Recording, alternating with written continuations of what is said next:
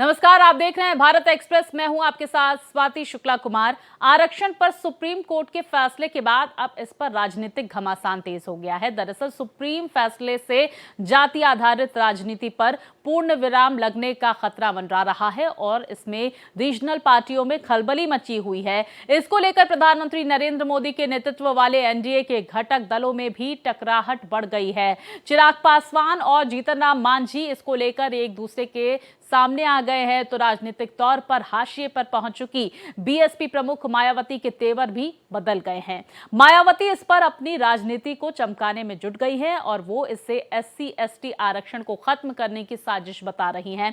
आरक्षण को लेकर बड़े स्तर पर आंदोलन की तैयारी और अलग अलग पार्टी नेताओं के बदले सुर पर पेश है हमारा ये खास कार्यक्रम आरक्षण का राग, पार्टियों का विलाप।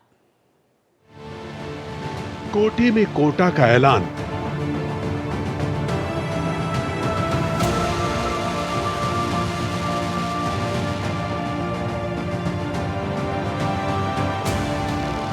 आरक्षण पर छिड़ा घमासान।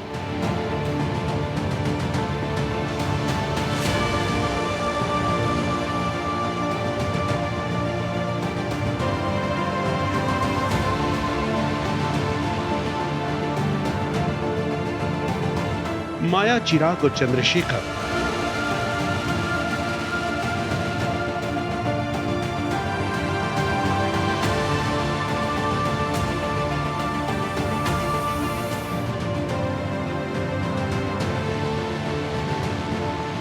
पार्टियों के बदलने लगे सुर।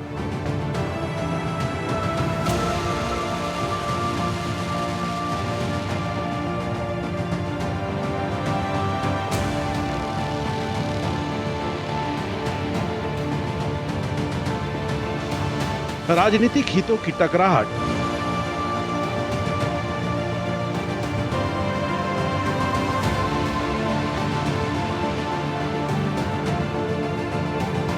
आरक्षण पर बड़ी सुगबुगाहट।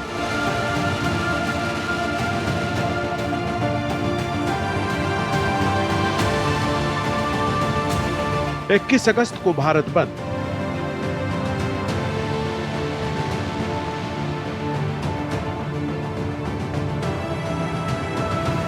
कोटे में कोटा पर उलझे दल।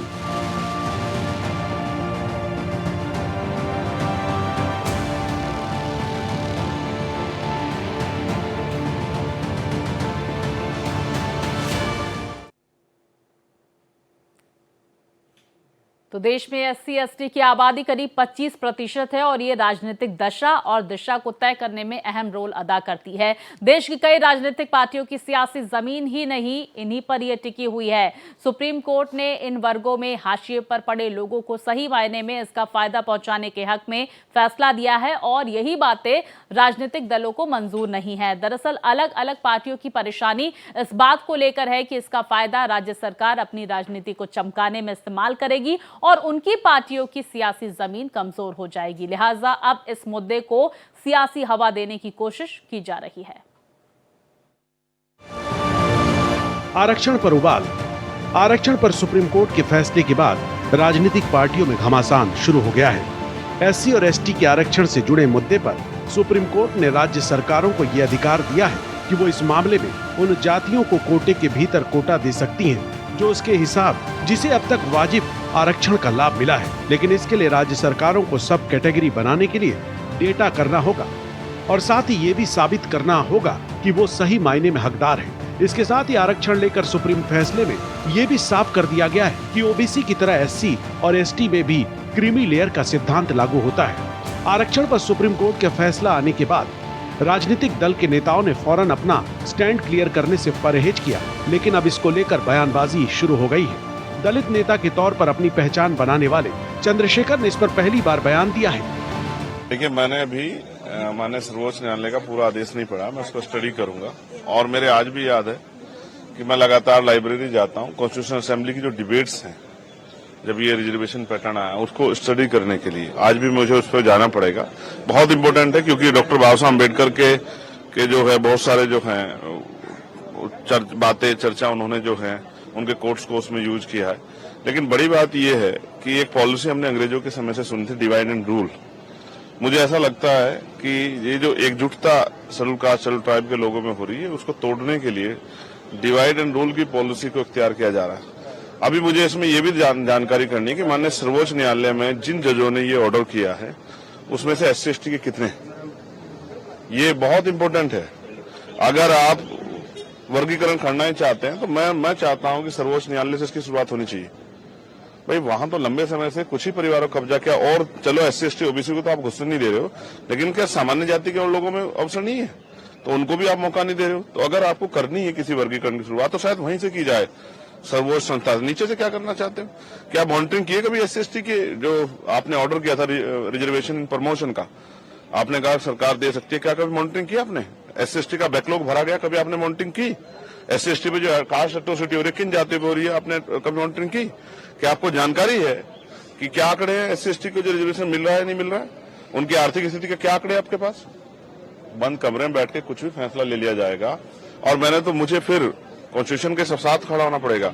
आर्टिकल 341 क्या कहता है? क्या ये आर्टिकल 341 का वायलेशन नहीं है? आपने इकोनॉमिक वीकर सेक्शन के आधार पर EWS के फैसले को जो है मान्यता दी थी, क्या वो एंटी कॉन्स्टिट्यूशनल नहीं था? तो बहुत सब चीजें। और फिर एक और जस्टिस हैं बेला द्विवेदी जी, उनके फैसले को भी उन्होंने असहमति जाहिर की, उसको भी स्टडी करना पड़ेगा। तो इसलिए कह रहा हूं बहुत बड़ा विषय है। अगर कोई हमें बांटने का प्रयास करेगा किसी गलत मंशा से, अगर वास्तविकता में नीचे जो लोग हैं उनको उठाना चाहते हो, तो जो जितना NFS करके संविदा, लेटरल एंट्री और तमाम तरह से ठेकेदारी करके जो SC/ST की नौकरियों खाया जा रहा है, उस पर क्यों नहीं आप स्टैंड लेते? तो ये बहुत कुछ है इसमें देखने के लिए। अब इसको देखेंगे और फिर प्रेस करके प्रेस क्लब में अपनी पूरी बात विस्तार रखें, क्योंकि ये बड़े समुदाय का मामला है, ये मेरे व्यक्तिगत का मामला नहीं है। आरक्षण के मुद्दे पर बीजेपी सहित कांग्रेस ने भी अपने पत्ते नहीं खोले हैं। इस पर दोनों ही पार्टियां सीधे तौर पर अपनी बातें रखने से परहेज कर रही हैं। ये मामला यहीं पर खत्म नहीं हुआ। अब इस मामले में प्रधानमंत्री नरेंद्र मोदी के नेतृत्व वाली NDA सरकार के घटक दलों में भी विरोधाभासी सुर मुखर होने लगे हैं। PM मोदी के हनुमान माने जाने वाले केंद्रीय मंत्री चिराग पासवान ने भी मोर्चा संभाल लिया है। SC और ST के आरक्षण से जुड़े मसले पर अपनी राय जाहिर की है और इसने NDA सरकार के सामने एक नई चुनौती खड़ी कर दी है। उनकी पार्टी ने कोर्ट में इसको लेकर पुनर्विचार याचिका दायर करने का फैसला किया है। देखिए, इसपे अपनी तरफ से जो ये ऑब्जर्वेशन सुप्रीम कोर्ट के द्वारा आई है, उस पर हम लोगों की भी असहमति है और इस असहमति को प्रमुखता से हम लोगों ने दर्ज किया है। हम लोग इस बात को लेकर स्पष्ट है कि अनुसूचित जाति का आधार अनटचेबिलिटी है, इसका कोई शैक्षणिक आधार नहीं है, इसका कोई आर्थिक आधार नहीं है।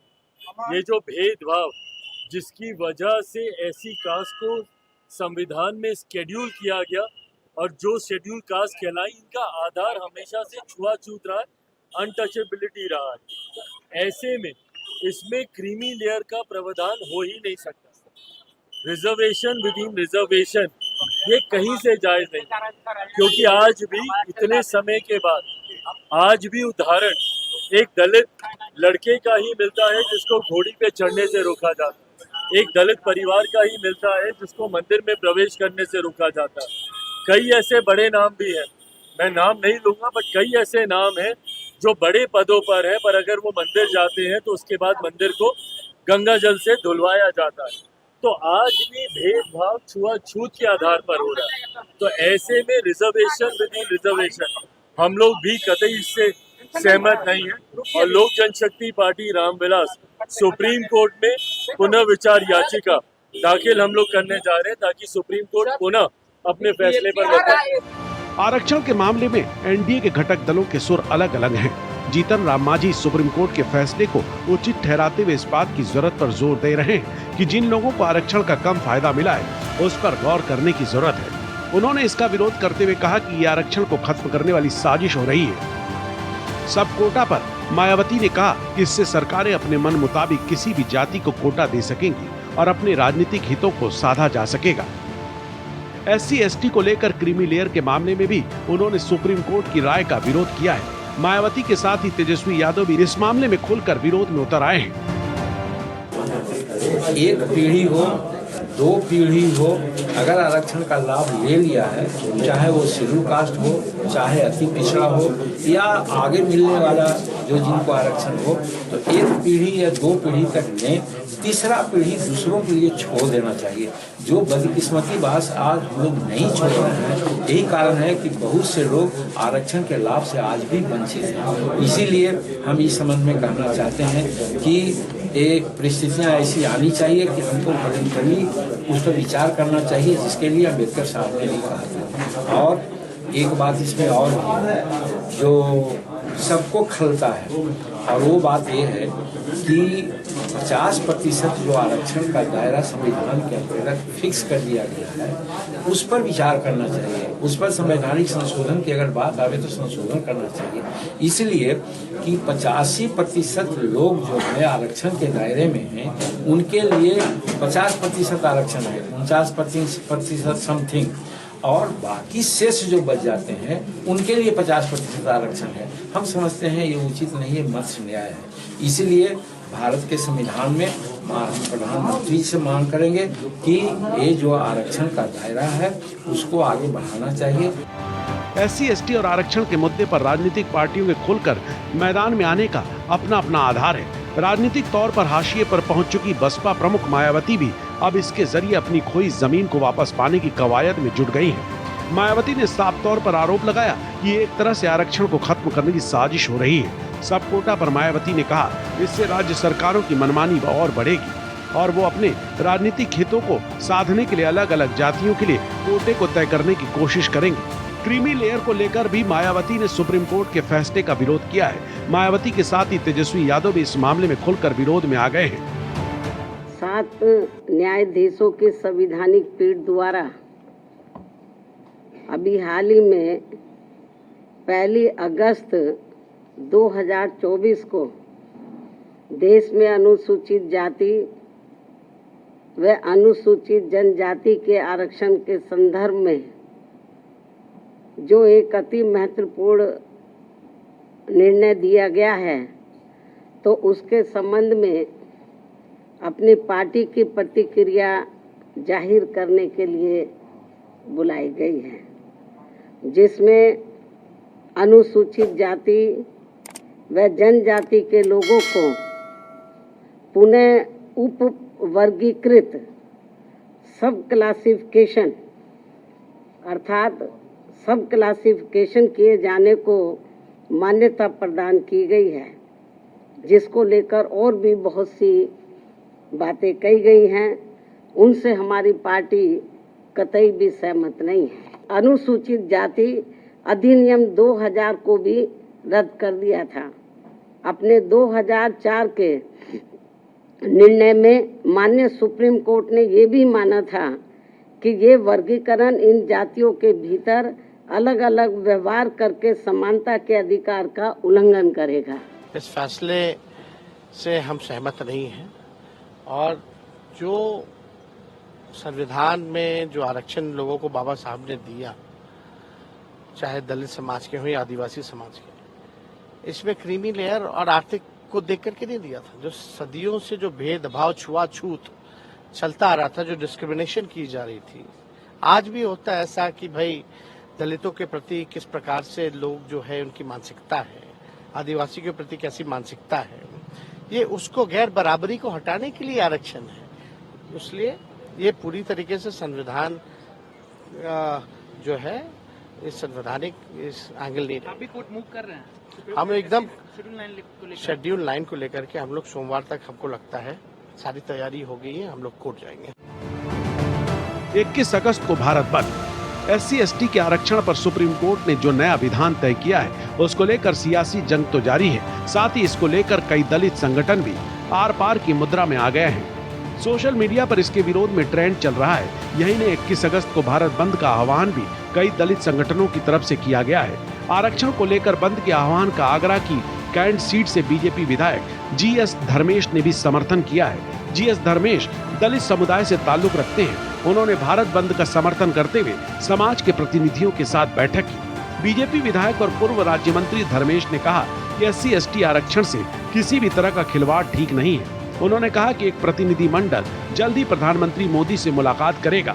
2 अप्रैल 2018 को SC/ST अत्याचार निवारण एक्ट के फैसले पर कैबिनेट में हुए संशोधन की तरह इस फैसले को भी कैबिनेट में बदलने की मांग उठाई जाएगी।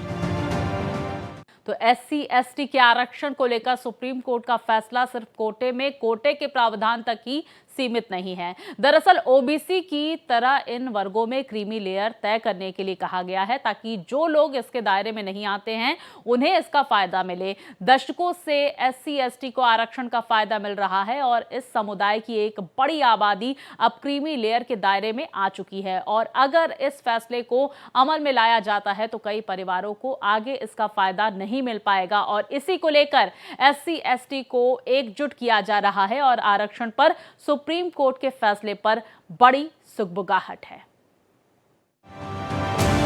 बड़ा मुद्दा क्रीमी लेयर।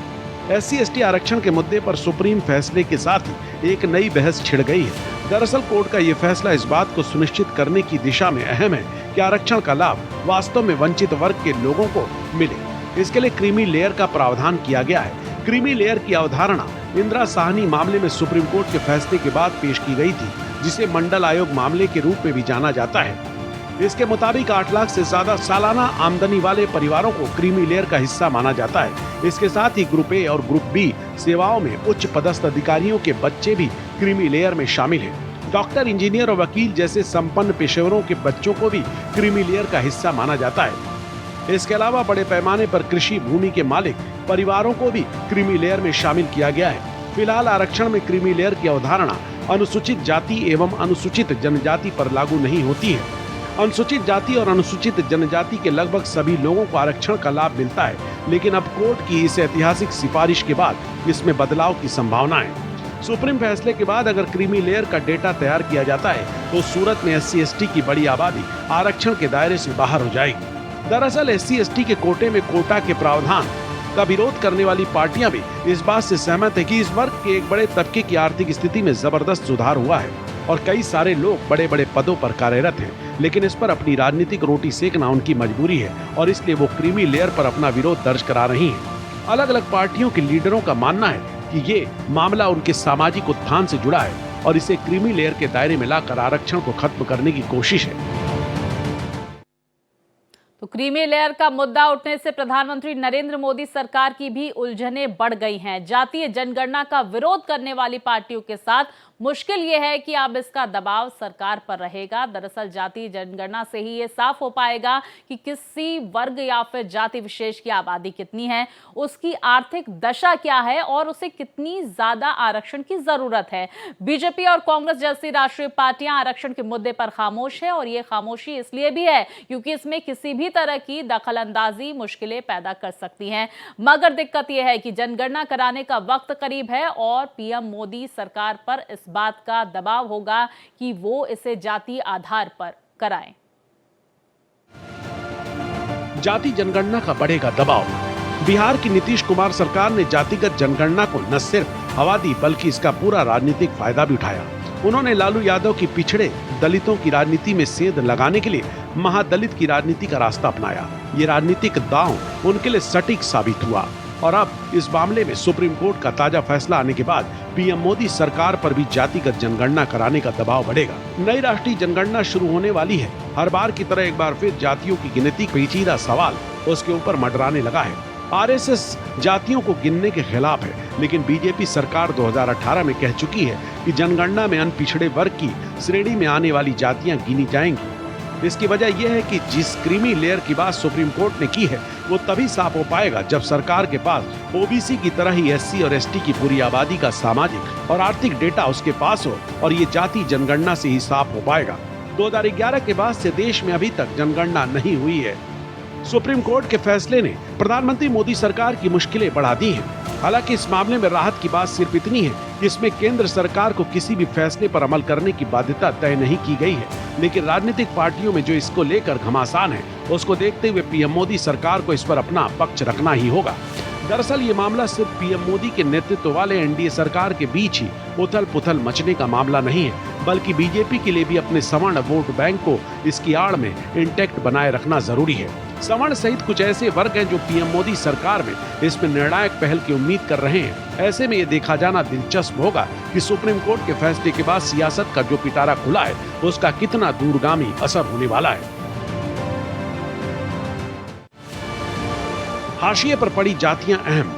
सुप्रीम कोर्ट का फैसला एससी और एसटी में हाशिए पर पहुंची जातियों को सही मायने में फायदा पहुंचाने से जुड़ा है। जातियों में बटे समाज में आर्थिक असमानता चरम पर है और उसे ही दूर करना इसका मकसद है। लेकिन इसको लेकर जो सियासत चल रही है उसका आधार सिर्फ और सिर्फ राजनीतिक है। वोट बैंक की राजनीति भर है। कोर्ट के फैसले के बाद अलग अलग जातियां अब अपने लीडरों से ये सवाल पूछ सकती हैं कि आखिर उनके वोट देने का क्या मतलब रह गया है। कोटा के भीतर कोटा का मतलब है आरक्षण के पहले से आवंटित प्रतिशत के भीतर एक अलग आरक्षण व्यवस्था लागू करना। ये मुख्य रूप से ये सुनिश्चित करने के लिए किया जाता है कि आरक्षण का लाभ समाज के सबसे पिछड़े और जरूरतमंद समूहों तक पहुंचे, जो आरक्षण प्रणाली के तहत भी उपेक्षित रह जाते हैं। इसका उद्देश्य आरक्षण के बड़े समूहों के भीतर छोटे कमजोर वर्गों का अधिकार सुनिश्चित करना है ताकि वे भी आरक्षण का लाभ उठा सके। सुप्रीम कोर्ट के फैसले से साफ हो गया है कि राज्य सरकारें अनुसूचित जातियों और अनुसूचित जनजातियों में सब कैटेगरी बना सकती हैं, जिससे मूल और जरूरतमंद कैटेगरी को आरक्षण का ज्यादा फायदा मिल सकेगा। हालांकि यदि राज्य एक या ज्यादा श्रेणी को अनुसूचित जाति के तहत 100% आरक्षण देने का निर्णय लेते हैं तो यह छेड़छाड़ के समान होगा, क्योंकि यह अन्य श्रेणियों को लाभ से वंचित करने जैसा होगा। देश की राजनीति अभी भी जाति पर केंद्रित होती है, चाहे वह देश का उत्तर से लेकर दक्षिण तक का हिस्सा हो या फिर पूर्व से लेकर पश्चिम, हर तरफ जातियों की बात होती है। हाल के दिनों में ओबीसी को लेकर चर्चा तेज थी, लेकिन सुप्रीम कोर्ट के फैसले के बाद दलित और आदिवासी की चर्चा तेज है। अब दलित और आदिवासी एक समूह नहीं रह जाएंगे, बल्कि उनके अंदर भी अलग अलग वर्ग बन जाएंगे और फिर नई राजनीति शुरू हो जाएगी। सुप्रीम कोर्ट के फैसले से सियासत में बड़े बदलाव का इशारा है। और इस खास पेशकश में फिलहाल इतना ही। खबरें लगातार जारी है, देखते रहिए भारत एक्सप्रेस।